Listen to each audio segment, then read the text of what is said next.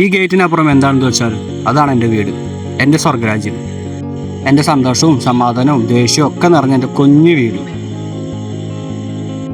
ഇത് പിന്നെ അച്ഛൻ്റെ കൃഷിയാണ്, മാതള നാരങ്ങ. ഇതും കണ്ട് അപ്പുറത്തൊരാൾ നിൽക്കുന്നുണ്ട്. ഇതാണ് എൻ്റെ കൃതിപ്പട്ടി.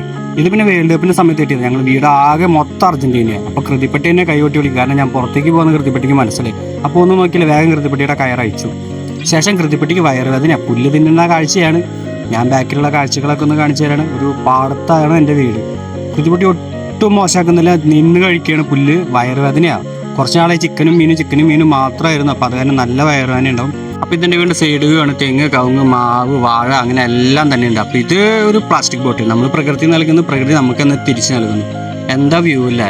ഇതിൻ്റെ വീണ്ടും ഫ്രണ്ട് വ്യൂ ആണ്. ഫ്രണ്ടിൽ നിന്ന് നോക്കുമ്പോഴുള്ള കാഴ്ച.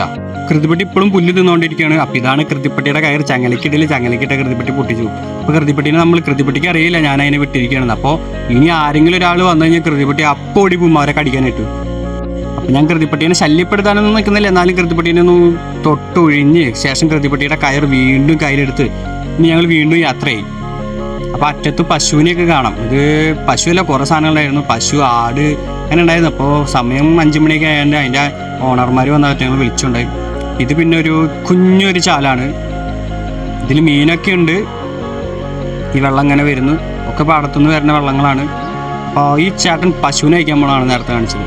ഇത് ഞാൻ പിന്നെ എന്നെ ഫോട്ടോ തന്നെ, വേറെ ഒന്നും വീഡിയോ എടുക്കില്ല. അതുകൊണ്ട് ഇതേ കൃതിപ്പട്ടി ഞാൻ തിരിച്ചൊരു വീഡിയോ അങ്ങോട്ട് എടുത്തു. അങ്ങനെ എല്ലാം കഴിഞ്ഞ് വീണ്ടും ഞങ്ങൾ അറ്റത്തേക്ക് പോവാ. കൃതിപ്പട്ടിക്ക് ഒരു പോയിന്റ് ഉണ്ട്, അതുവരെ ഞാൻ കൃതിപ്പട്ടീനെ കൊണ്ടുപോയിട്ടുണ്ട്. അത്രേ അറിയുള്ളൂ കൃതിപ്പട്ടിക്ക്.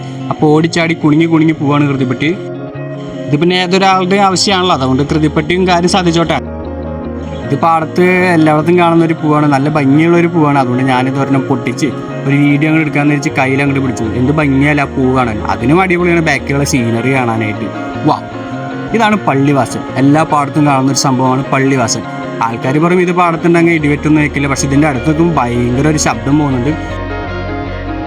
അപ്പം ഇതെൻ്റെ വീടിൻ്റെ സൈഡ് വ്യൂ ആണ്. ഇതാ ഈ കാണുന്ന, ഞാൻ ഈ ചൂണ്ടി കാണിക്കുന്നതാണ് എൻ്റെ വീട്. എന്താ അല്ലേ? വീണ്ടും 1-2 സെൽഫി വീഡിയോ ഒക്കെ എടുത്ത് ഞാൻ അങ്ങനെ നിന്നുകൊണ്ട് നിങ്ങൾക്ക് കാണിച്ചു തരണേ. അപ്പം എല്ലാം കഴിഞ്ഞ് വീണ്ടും പോകണമെങ്കിൽ വീണ്ടും കൃതിപ്പട്ടി പുല്ല് തിന്നുകൊണ്ടിരിക്കുക.